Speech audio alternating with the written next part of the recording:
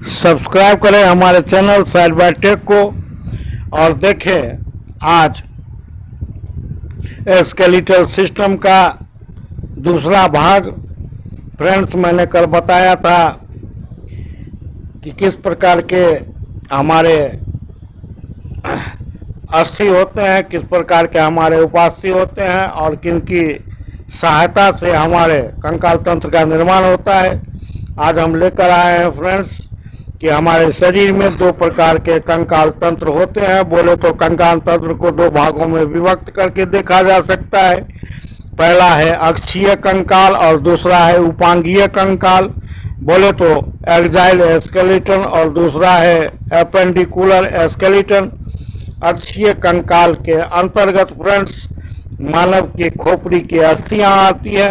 मानव की खोपड़ी में 29 अस्थियां होती हैं, जिनमें से 8 अस्थियां मानव के मस्तिष्क को सुरक्षा प्रदान करती है। बाकी की अस्थियां मनुष्य का चेहरा बनाती है, जिनमें से 14 अस्थियां उल्लेखनीय हैं। आगे बढ़ते हैं फ्रेंड्स, चर्चा कर रहे हैं उपांगीय कंकाल की। बोले तो एपेंडिकुलर स्केलेटन की। इसके अंतर्गत हमारी मेखलाएं, बोले तो गर्डिल्स, हाथ पैरों की अस्थियां आती है। फ्रेंड्स, एक को कहते हैं अंश मेखला, बोले तो शोल्डर गर्डिल। दूसरे को कहते हैं श्रोणी मेखला, बोले तो पेल्विक गर्डिल। तीसरा हमारा है पैर की अस्थियां। चौथा हमारा है कलाई की अस्थियां। तो इस 4 पॉइंट पर हम उपांगीय कंकाल को विस्तार से देखेंगे फ्रेंड्स। पहला है हमारा अंश मेखला, बोले तो शोल्डर गर्डिल।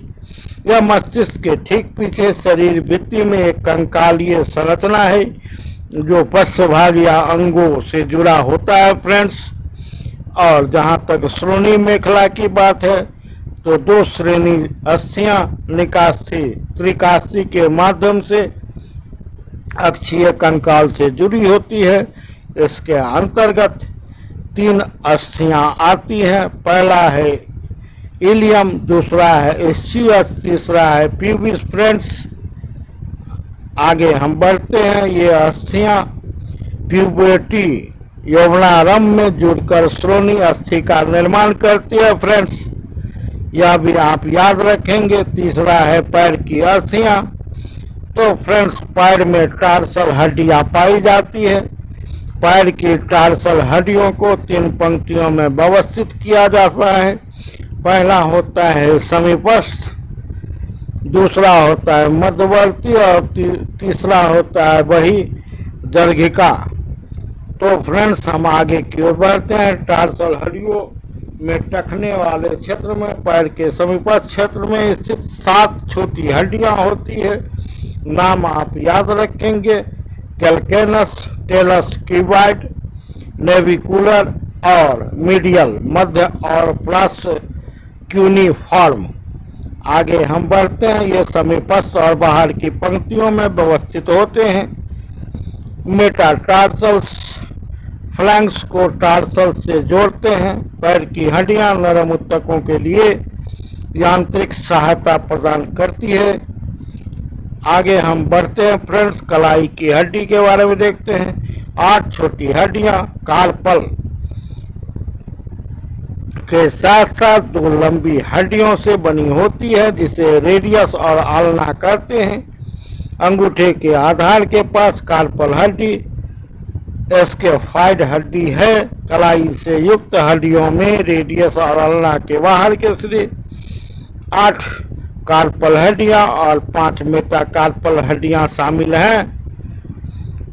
ट्रेपेजॉइड हड्डी कार्पल हड्डियों में सबसे छोटी होती है, जो हाथ की हथेली को संरचना देती है फ्रेंड्स।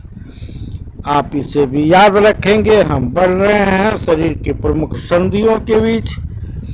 तो फ्रेंड्स, हमारे शरीर में लगभग 360 प्रकार की संधियां पाई जाती है। इन संधियों को जोड़ करते हैं।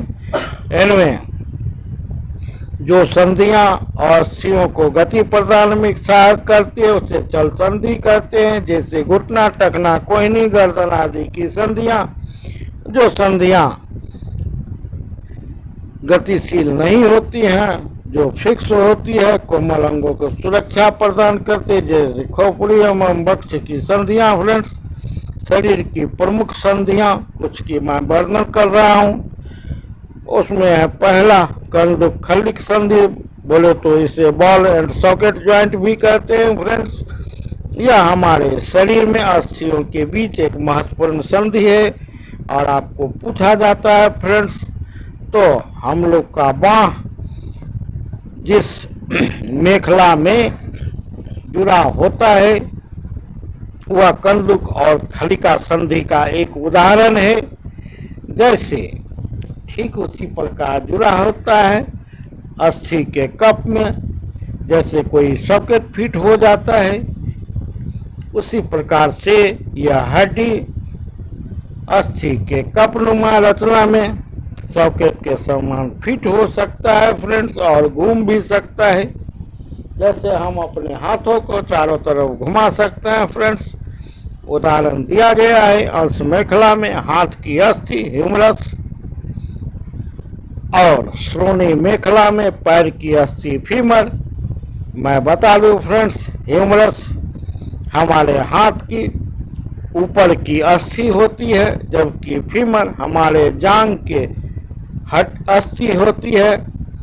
फीमर हमारे शरीर की सबसे लंबी हड्डी होती है। आप इसे भी याद रखेंगे, परीक्षा के लिए मोस्ट प्रीवियस क्वेश्चन आपके एग्जाम के लिए फीमर की बात करें तो आगे हम बढ़ते हैं फ्रेंड्स। सबसे छोटी हड्डी हमारे शरीर की स्टेपिस जो हमारे मध्य कर्ण में होती है, आप उसे भी याद रखेंगे। आगे है हिंज संधि। हिंज संधि दरवाजे के कब्जे के समान होती है, अर्थात वह केवल एक ओर गति कर सकती है। किधर कर सकती है? जैसे दरवाजा पीछे की ओर खुलता है उसी प्रकार से। जैसे कोहनी, घुटने की संधि, निचला जबड़ा। बहुत बार परीक्षा में इस प्रकार की अगर संधि पूछा जाएगा तो ये आपके लिए VVI पॉइंट है फ्रेंड्स। स्थिर संधि जहाँ अस्थियां लचीली नहीं होती उसे अचल संधि भी कहा जाता है। जैसे करोटी और ऊपरी जबड़ा, यह फिक्स होता है, इसमें कोई मूवमेंट नहीं होती फ्रेंड्स। कीलक संधि, यह संधि एक अस्थि से बनी होती है जो दूसरी अस्थि द्वारा बनाए गए बलय में घूम सकता है। इसे रोटेटरी या ट्रोकाइट संधि के रूप में जाना जाता है। जैसे गिरवा, बिसर्पी संधि, प्लेन या प्लेनर संधि इसके अन्य नाम है। यह संधि दो या दो से अधिक गोल या सपाट अस्थियों को बिना रगड़ या कुचले स्वतंत्र रूप से एक साथ चलने स्लाइड करने की अनुमति देता है। जैसे कलाई, जैसे हथेली, जैसे टखने, जैसे तलवों। सैंडल सैंडल संधि घूमने की अनुमति नहीं देता है, या आगे और पीछे की गति के साथ साथ दाएं से बाएं गति की अनुमति देता है। जैसे अंगूठा। अब हम बढ़ रहे हैं फ्रेंड्स अपने वीडियो के दूसरे पार्ट में, जिसका आपको इंतजार होगा, क्योंकि मैं हर थ्योरी के बाद भरपूर MCQ टाइप क्वेश्चन लाता हूं ताकि आपको आसानी हो, साथ ही उसके आंसर भी दे देता हूं ताकि आप वर्कआउट करें और अपने आंसर से अपने क्वेश्चन को, जो आंसर आपने दिया है क्वेश्चंस के, उसको मिलान करके सही जस्टिस कर पावे कि आपने अभी तक कहीं भी पढ़ा तो क्या पढ़ा, कितना पढ़ा। हम आगे की ओर बढ़ते हैं फ्रेंड्स। हमारा क्वेश्चन नंबर 1 है, एक वयस्क मनुष्य के शरीर में कुल कितनी अस्थियां होती हैं? तो वो होती है friends option number C correct answer है 206, 206 अस्थियां होती हैं। नवजात शिशु की बात करें फ्रेंड्स तो उसमें 300 अस्थियां होती है। मैंने कल बताया था कि ये 300 अस्थियां जब वयस्क होते होते आपस में कुछ फ्यूज कर जाती है और बची रह जाती है 206 अस्थियां फ्रेंड्स। आगे की ओर बढ़ते हैं। क्वेश्चन नंबर 3 है हमारा ऑप्शन नंबर A इसका राइट आंसर है। दरअसल ये दो एमसीक्यू टाइप क्वेश्चनों को एक ही में डाल दिया गया है और इस प्रकार के क्वेश्चन कंपैरेटिव हो जाते हैं। मानव शरीर की सबसे छोटी तथा सबसे बड़ी हड्डी क्रमशः कौन सी है? तो फ्रेंड्स ये दो क्वेश्चन है। सबसे छोटी स्टेपीज जो मध्य कर्ण में पाई जाती है और सबसे बड़ी हड्डी तो वह है फीमर जो हमारे जांघ में पाई जाती है। फ्रेंड्स आप इसे याद रखेंगे। अगर आपसे कोई पूछे कि मानव शरीर की सबसे छोटी हड्डी तो वह है स्टेपीज। अगर आपसे कोई पूछे कि मानव शरीर की सबसे लंबी हड्डी सबसे बड़ी हड्डी तो वह है फीमर जो जांघ में पाई जाती है। अगर आपसे कोई पूछे कि हमारे शरीर का सबसे कठोर भाग कौन होता है, हमारे शरीर का सबसे कठोर पदार्थ कौन होता है फ्रेंड्स, तो मैंने बताया था।